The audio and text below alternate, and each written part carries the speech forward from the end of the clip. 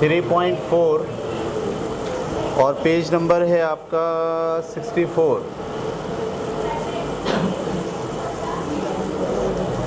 ठीक है, writing the summary of poem. तो हमने जो पोएम पढ़ी थी, क्या पढ़ा था हमने? पोएम पढ़ी थी ना। ये कौन सी पोएम थी?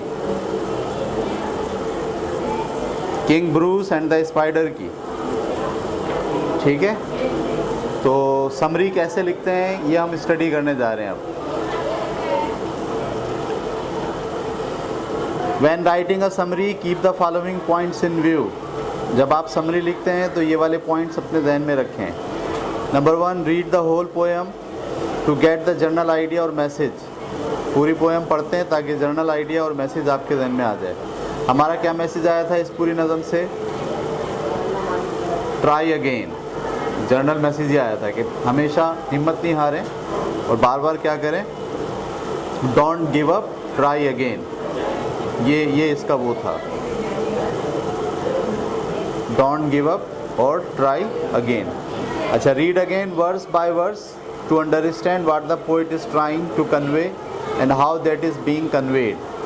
आपको दूसरी बात ये करनी होती है कि एक एक पैराग्राफ या एक एक बंद पढ़ते जाते हैं आप और समझने की कोशिश करते हैं कि शायर क्या कह रहा है। Being the summary by giving the title of the poem and the name of the poem. यहाँ से आप शुरू करते हैं। समरी शुरू करने के लिए क्या करते हैं? टाइटल लिखते हैं और शायर का नाम लिखते हैं। फिर स्टेट द सेंट्रल आइडिया और the key message of the poem. फिर आप सेंट्रल आइडिया लिखते हैं और जो बुनियादी पैगाम दिया गया है वो लिखते हैं। और फिर give a stanza wise brief summary of the poem. फिर हर शेर की अलग अलग तशरीह करते जाते हैं। राइट द कंक्लूजन, और आखिर में जाके कंक्लूजन लिखते हैं। रीस्टेटिंग द मेन आइडिया, जिसमें आप मेन आइडिया को दोबारा से बयान करते हैं और अपने एनालिसिस को बयान करते हैं, including what you have learn from the poem. और ये भी बताते हैं कि आपने इस सबक से क्या सीखा है। Also state the moral if a story has been conveyed through verse. और मोरल भी आप बताते हैं अगर शायरी में मोरल को डिस्कस किया गया है। तो एक समरी हम पहले भी लिख चुके हैं, याद है आपको? इसी की कहाँ लिखी थी हमने समरी?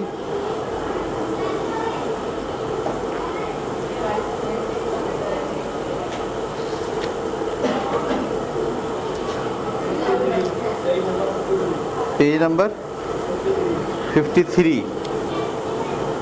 हाँ, 53 के ऊपर भी देखिए आप। ये जो सारे 1 से लेके 14 तक जो स्टैंजास थे उसके बारे में हमने ये बताया था कि ये स्टैंजा कहाँ पर मौजूद है। और फिर बाद में हमने क्या करा था?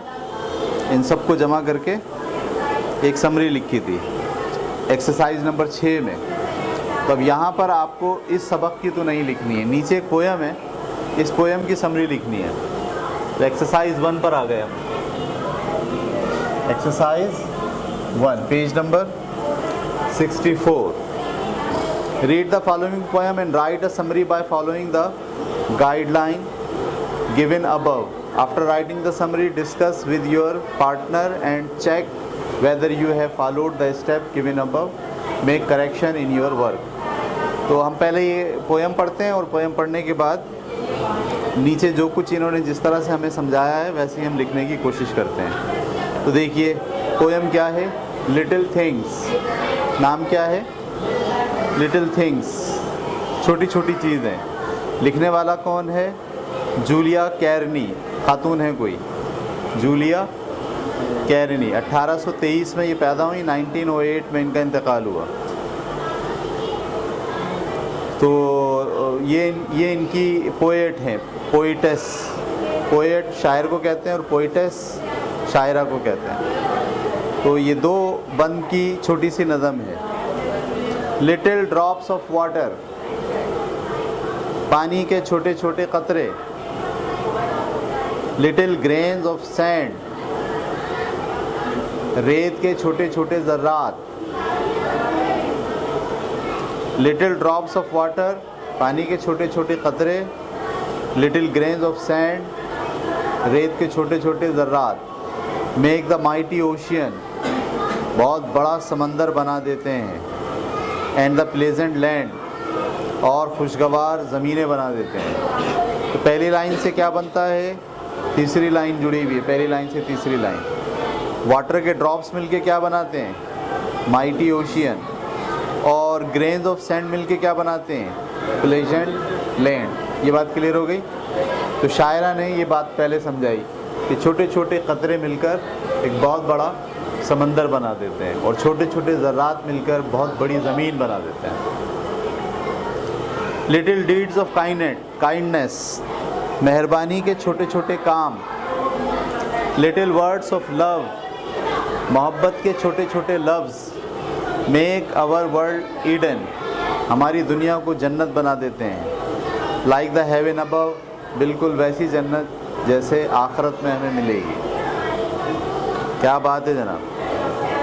लिटिल डीड्स ऑफ काइंडनेस, मेहरबानी के छोटे छोटे काम।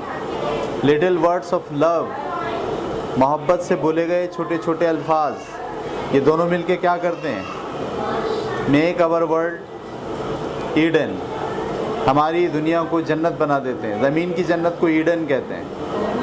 लाइक द हेवन अबव, बिल्कुल वैसी जन्नत जैसे हमें आखिरत में मिलेगी।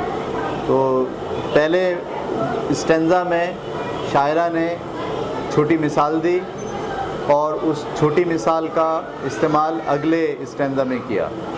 बिल्कुल छोटे छोटे कतरे मिलकर समंदर बनाते हैं, छोटे छोटे ज़रात मिलकर ज़मीनें बनाते हैं। बिल्कुल ऐसे ही मेहरबानी के छोटे छोटे काम और मोहब्बत से बोले जाने वाले छोटे छोटे लफ्ज़ आपकी ज़िंदगी को जन्नत बना देते हैं, बिल्कुल वैसी जन्नत जैसे कि आखिरत में होगी।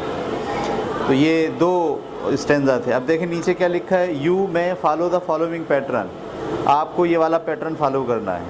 The poem little thing is a simple children song by dash, dash की जगह क्या लिखेंगे, नाम मुसन्निफ़ का, बाय जूलिया कैरनी। ऐसे शुरू करेंगे। The poem little things is a simple children song, ये बच्चों का छोटा सा नगमा है, और लिखा किसने है, जूलिया कैरनी ने। इट एक्सप्लेन्स दैट, ये एक्सप्लेन करता है क्या, even little things are important, छोटी छोटी चीज़ें भी इम्पॉर्टेंट होती हैं। ये खुलासा लिख दिया, सेंट्रल आइडिया लिख दिया इस लाइन में।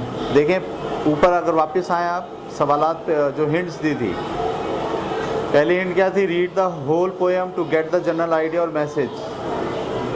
आपको पूरी पोएम पढ़ के जनरल आइडिया निकालना है। वो हमने निकाल लिया कि लिटिल थिंग्स आर इम्पॉर्टेंट। वो जनरल आइडिया क्या निकला है कि छोटी छोटी चीज़ें अहम होती हैं। Read again verse by verse to understand that poet is trying to convey and how that is being conveyed, ये भी हमने कर लिया। Begin the summary by giving the title of the poem, ये देखो इन्होंने करके दिखाया तीसरा पॉइंट।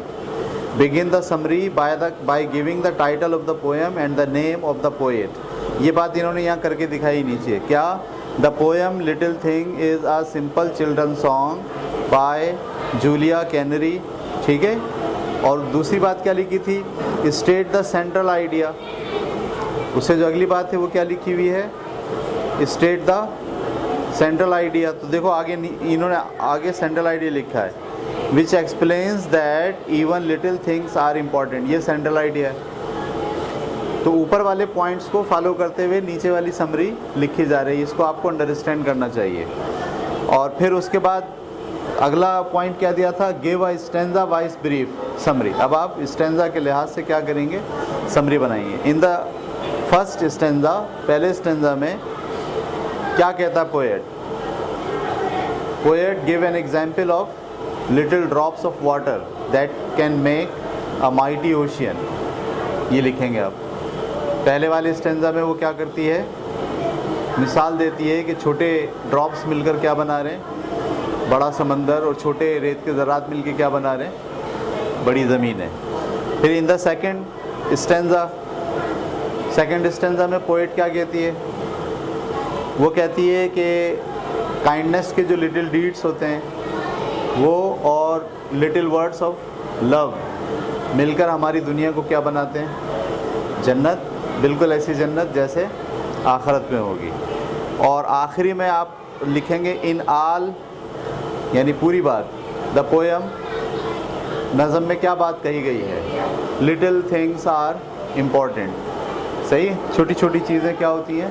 अहम होती हैं। ज़िंदगी को खुशगवार बनाने के लिए भी छोटी छोटी चीज़ें, छोटी छोटी खुशियाँ, छोटी छोटी मोहब्बतें, छोटे छोटे काम, ठीक है, ये आपकी ज़िंदगी को अहम बनाते हैं। तो little things are important, they can make your life happier. ये आप इसका समरी आपको लिखनी है, ठीक है।